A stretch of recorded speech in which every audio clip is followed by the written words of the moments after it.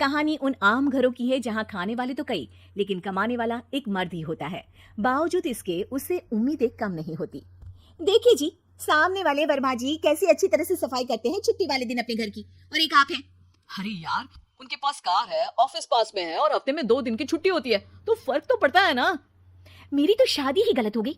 अरे कोई मस्त लड़का मिलता, कमाता भी, घुमाता भी, घर के कामों में भी मदद करता, लेकिन नहीं जी, हमारे वाले को तो कमाने से फुर्सत ही नहीं, और कमाई भी ऐसी कि कोई जरूरत पूरी ही नहीं हो रही है। सुनील बेचारा शीना को देखकर सोचता है कि शीना सही कह रही है।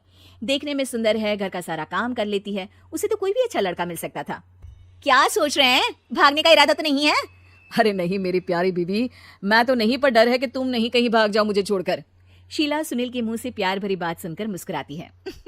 आप भी ना। सुनील एक दिन ऑफिस से घर आता है कि तभी शीना कहती है, सुनिए जी, वो मेरी सहेली आई थी, सारा दिन वो लोग यहीं थे, अब जा रही थी तो मैंने कहा नहीं नहीं, मेरे पति छोड़ आएंगे ना तुम्हें, तो रोक लिया मैंने। सुनील थोड़ी देर कुछ सोचता है, फिर कहता है, ठीक है, मैं कपड़े चेंज करके आता हूँ। अरे तेरे पति को तो लग रहा है कि अच्छा नहीं लगा। अरे नहीं नहीं, ऐसी कोई बात नहीं है, रुको मैं अभी उन्हें घर के कपड़े देकर आती हूँ।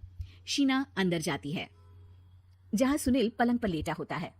अरे क्या मजाक है, वो कह रही है कि आपने मुंह बना लिया।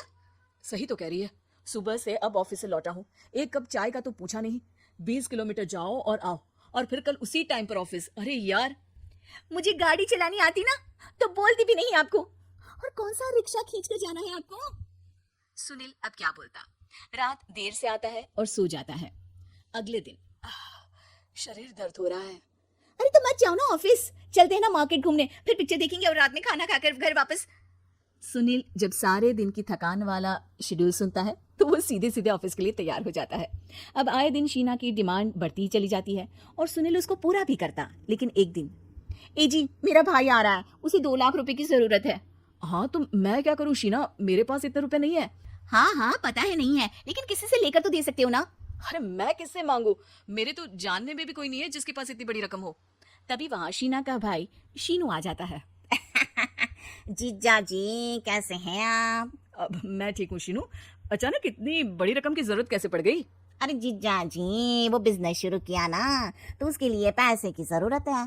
काफी हो चुका है, थोड़ा पैसा बचता है तो मैंने सोचा आपसे ले लूं।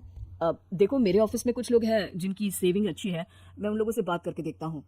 सुनील ऑफिस से किसी से पैसे लेकर शीना को दे देता है। शीना वो पैसा भाई को दे देती है। 2 महीने बाद, अरे यार शीना, वो ऑफिस वाला आदमी अपने पैसे मांग रहा है, कैसे दूं? अपने भाई से बोलो ना पैसे दे दे। अरे हाँ हाँ दे देगा, कहाँ भागा जा रहा है, आप उनको बोल दो कि दे देंगे।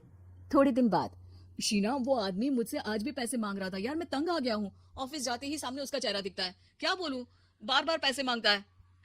अच्छा मैं शीनू को फोन लगाती हूँ, बात करके देखती हूँ। शीना भाई को फोन करती है लेकिन वो फोन उठाता ही नहीं। लगता है भाई कहीं ऐसी जगह है जहाँ नेटवर्क की समस्या होगी। सुनील अगले दिन दोपहर को ही घर आ जाता है। उसका चेहरा उतरा और परेशान सा होता है। वो रोने लगता है। अरे क्या हुआ जी, आप इतना परेशान क्यों हैं? सब ठीक तो है ना? अरे नहीं शीना, कुछ ठीक नहीं है, मैं ठीक नहीं हूँ।